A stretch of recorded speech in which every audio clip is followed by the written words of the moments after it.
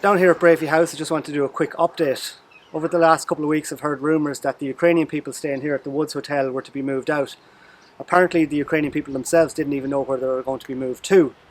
So I've been trying to look into this. I've sent a total of 3 emails to Roderick O'Gorman's department, to his personal secretary in fact, asking a couple of questions. Firstly, are the Ukrainian people to be moved out?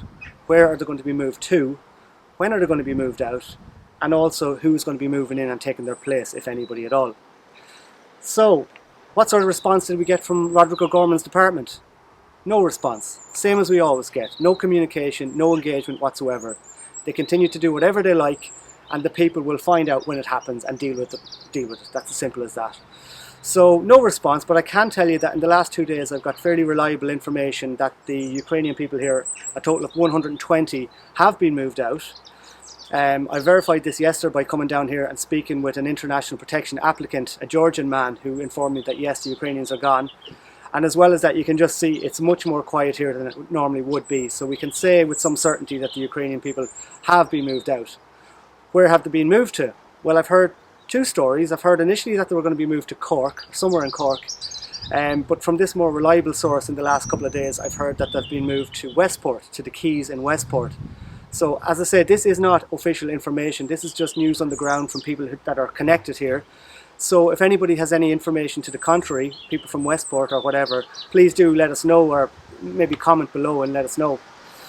The next question is, who is going to be moving in their place? So I've heard from this reliable source that there are going to be 120 Syrians moving in here in the next couple of, I don't know if it's going to be days or weeks. So Syria being a predominantly Muslim country. And this is concerning, I think, for, well, let me just tell you, the chairman of Breaffy Community Council have stated that, he stated this on RT Radio 1 some months ago, that the population of Breaffy is about 1,000 people. Now, at its height here, from the iPass Centre and the Woods Hotel here, there were nearly 1,000 people we were housing. International protection applicants, asylum seekers, you know, economic migrants, illegal migrants, whatever you want to call them. Between that and the refugees, there were nearly 1,000 people staying here. So essentially doubling the population of our village. And now that they've kicked out the Ukrainians, who they don't seem to care about anymore, and they're going to repopulate the place with, well, who? That's the question. Based on this latest information, that it's 120 Muslim Syrians moving in, it's not beyond the realms of possibility to think that this place here could be repopulated with up to 1,000 Muslim migrants. Which, if it happens, would make Breaffy on the verge of becoming a predominantly Muslim community. So I'd like to ask the people of Breaffy, are you happy with this? Just to lead on from that, another rumour, now this is a rumour, but I've heard it from a couple of people over the last few weeks, that the owners of Breaffy House here are proposing to build a mosque on the grounds here. For local people, you know, up the Cottage Road on the left, that a lot of land up there is owned by Breaffy House. Now, it's not being referred to as a mosque, it's been referred to as an Islamic cultural or community centre. For all intents and purposes, this is a mosque. And this would be the 3rd mosque we have between Castlebar and Breaffy, because, as you probably know, there are already 2 mosques in Castlebar. So this would be the 3rd and probably the biggest if it goes ahead. Now, I, for one, am not happy with this. Let me know what you think. Are you happy with this? So we probably won't hear too much about this in the coming weeks because, as you know, we're getting close to an election.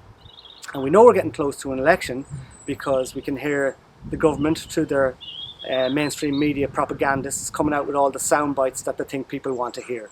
Obviously, people are not happy with the amount of money that we've spent looking after asylum seekers and refugees over the last couple of years, especially when local people around Ireland can't make ends meet. But we can see with certain articles, let me just quote from this article here, that says, international protection applicants who are working could see their supports means tested. And as well, international protection applicants may have to pay a contribution towards accommodation costs if working. This language is obviously very non-committal, and in all likelihood this would probably never happen, you know. The article finishes by saying Irish people know the value that migration brings to the economy. Do you know the value that migration brings to the economy? What about the cost that migration brings to the economy? In 2023 alone, we spent over €1 billion looking after asylum seekers and refugees. Are you happy with this? Are you going to be happy with this every year? This this number of 1 billion growing yearly as we take in more and more asylum seekers, illegal migrants, economic migrants, whatever you want to call them. Because if you are happy with this, continue to vote for the people who are in power at the moment, Fine Gael and Fianna Fáil. And I would throw Sinn Féin in there as well, because as in terms of opposition, they've been a waste of time. But if you're not happy with this, if you're not happy with paying €1 billion every year to look after our refugees, asylum seekers, economic migrants, whatever you want to call them, then vote for me. I'm going to be running in the general election and I need your help. If you'd like to supporting and if you'd like to join the Canvas team, please send us an email at the email address below.